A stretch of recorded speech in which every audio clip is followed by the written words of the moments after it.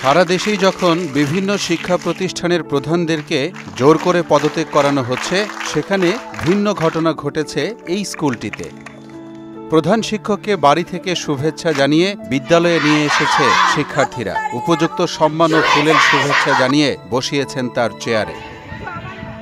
জানা যায়, কয়েকদিন ধরে ওই বিদ্যালয়ের প্রধান শিক্ষককে নানাভাবে স্কুলে আসতে বাধা দিচ্ছিল একটি মহল। সহকারী শিক্ষকরাও ক্লাস নেওয়া থেকে বিরত ছিলেন।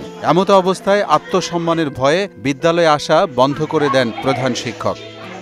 পরে শিক্ষার্থীরা বিষয়টি নিয়ে সহকারী শিক্ষকদের কাছে জানতে চাইলে সদুত্তর মেলেনি। তখনই বিক্ষোভে নামেন সাধারণ শিক্ষার্থীরা। দাবি তোলেন, প্রধান শিক্ষককে স্কুলে আনতে হবে, তাকে স্কুলে না ফেরালে ক্লাস করবেন না বলে সিদ্ধান্ত জানিয়ে দেন। অবশেষে সসম্মানে প্রধান শিক্ষককে নিয়ে এসে বসিয়েছেন মর্যাদার আসনে। গত দুদিন ধরে স্যার স্কুলে আসতেছিল না, তার জন্য প্রত্যেকটা স্টুডেন্টের মধ্যে একদম প্রাণ সব শুকিয়ে গিয়েছিল। এবং আজকে আমরা সকালে স্কুলে আসি, আমরা স্কুল থেকে স্যারের বাসা গিয়েছিলাম। সেখানে যাই দেখি স্যার একদম মানসিকভাবে খুবই ক্ষতিগ্রস্ত হয়ে গেছে। এরপর স্যারের সাথে অনেক কথাবার্তা বলার পরে স্যারকে আমরা ফাইনালি স্কুলে আনতে পারছি। আমাদের এত দীর্ঘ একটা আন্দোলনের পর আজকে স্যার ফিরে আসে, তার জন্য আমরা অনেক খুশি হয়েছি।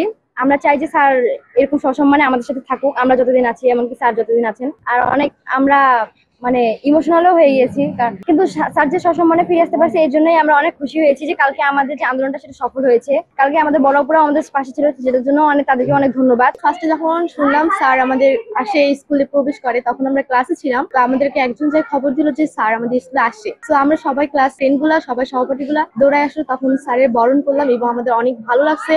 ঘটনা দিনাজপুর সারদেশ্বরী বালিকা উচ্চ বিদ্যালয়ে। শিক্ষার্থীদের কাছ থেকে এমন সম্মান পেয়ে আবেগাপ্লুত হয়ে পড়েন প্রধান শিক্ষক রতন কুমার রায়। বলেন, কোন রকম অনিয়ম এগুলিকে আমি প্রশ্রয় দেই না এবং নিজেও করতে চাই না।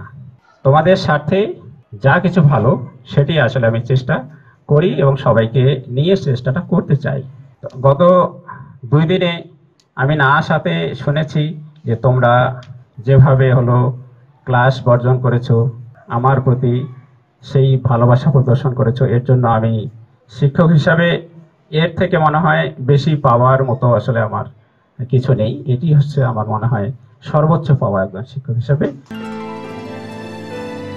আরও বলেন, তার বিরুদ্ধে অভিযোগ থাকলে তা তদন্ত করে দেখারও দাবি জানিয়েছেন প্রধান শিক্ষক। তোপের মুখে কিংবা জোর করে প্রতিষ্ঠানের প্রধানদের পদত্যাগের যে দৃশ্য সারা দেশে চলছে, তার মধ্যে দিনাজপুরের এই বিদ্যালয়ে শিক্ষার্থীদের এমন ব্যতিক্রমী কর্মে যেন খুশি সবাই। তাদের প্রশংসা এখন এলাকার সবার মুখে মুখে। মোহাম্মদ ওয়ালিউল্লাহ, মোহনা ডিজিটাল।